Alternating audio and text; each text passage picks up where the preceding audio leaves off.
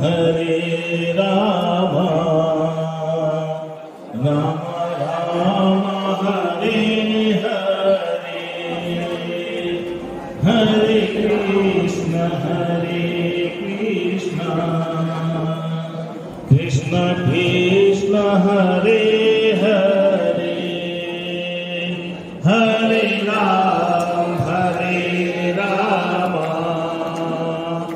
राम राम हरे हरे हरे कृष्ण कृष्ण कृष्ण हरे हरे हरे राम राम राम हरे हरे हरे राम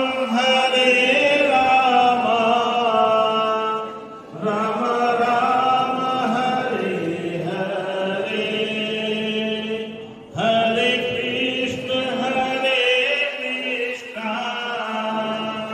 कृष्ण कृष्ण हरे हरे हरे कृष्ण कृष्ण कृष्ण हरे हरे हरे राम राम राम हरे हरे हरे राम राम राम हरे हरे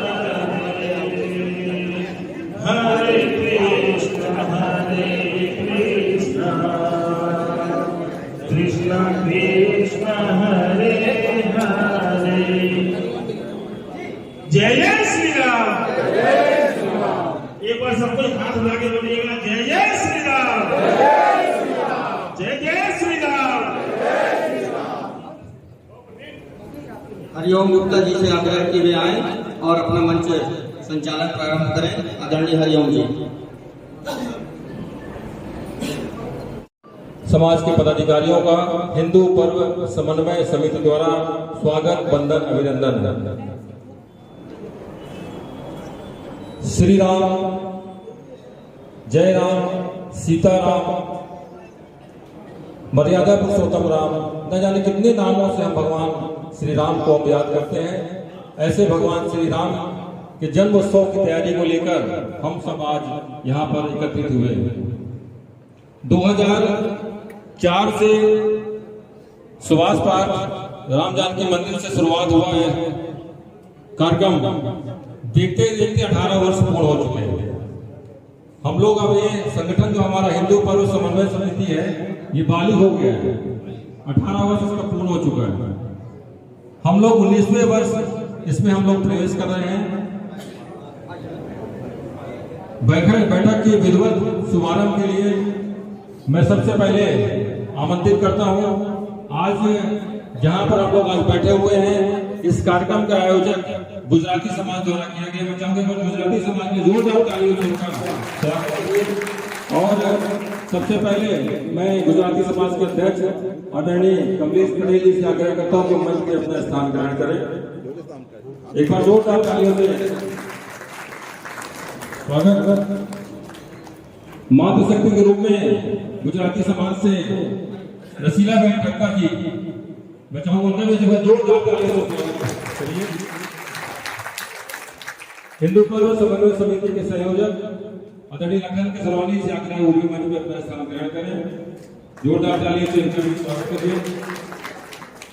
बैठक की अध्यक्षता के लिए हमारे सभी सदस्य के वरिष्ठ सदस्य महेंद्र जायसवाल से आग्रह कि वो भी अपना मंच में अपना स्थान ग्रहण करें।